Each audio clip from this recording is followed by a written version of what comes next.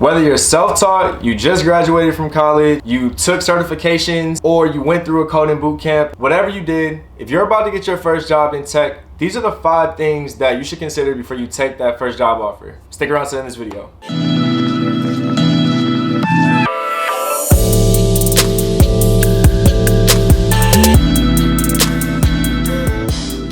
What's going on, guys? I'm Darian. This is Darian the Dev. We talk about everything from tech, entrepreneurship, coding, startups, all that good stuff here on the channel. So if you guys are into that, make sure you like, share, and subscribe. It helps me stay motivated to put this content out for you guys, all right? All right, the first thing to keep in mind is pretty obvious, but it's company culture and making sure that it's a good fit for you. What type of company do you want to work for? Small, large, corporate, startup? Like, what type of environment do you imagine yourself working in, or what type of environment do you want to be in? Do you enjoy interacting with the people that represent the company? So whether it's your job interview, talking on the phone, if you went on a tour somewhere, what is your entire interaction with people like? Are they smiling at you? Are they friendly? Do you feel welcome?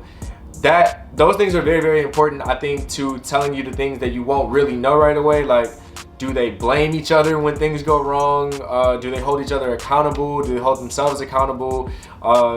Yeah, what are the expectations essentially from the people at the company? So you can pick up on those types of things from just your interactions with the people there. For me, I know that micromanaging is a big thing that I like to kind of look out for. So anything that can kind of tell me if a company is going to micromanage or if they actually trust their employees is always helpful to keep in mind as well too. So when I say company culture, I'm talking about all those things kind of in conjunction with whatever you want personally from your role or from the company. The next thing is, do they offer career progression opportunities? And I feel like that's a really big one, because you don't want to get stuck somewhere where you can't improve for your future in terms of, unless you plan on staying there forever. But honestly, guys, I'm a millennial and I just don't believe that retirement is going to be an option for us.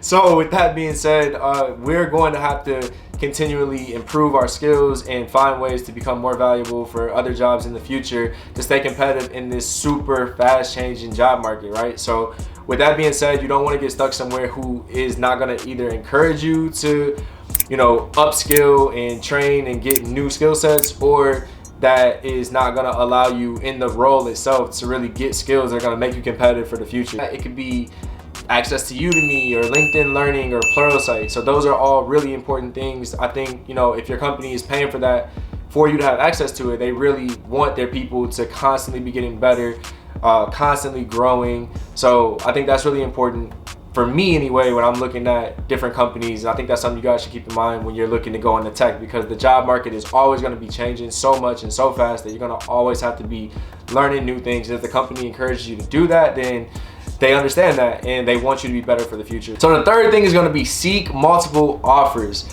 And I don't know if you guys have heard that before, whether it's other YouTube channels or from your career counselors in coding bootcamp, or maybe other people who work in tech.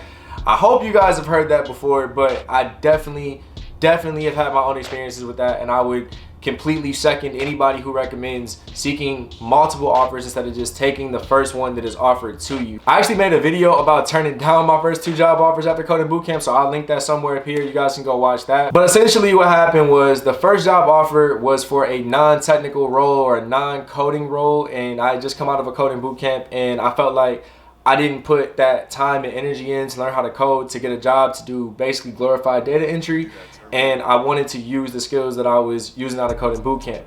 Not to mention, but my coding bootcamp's average salary was $52,000 a year, and this job offer was $37,000 a year.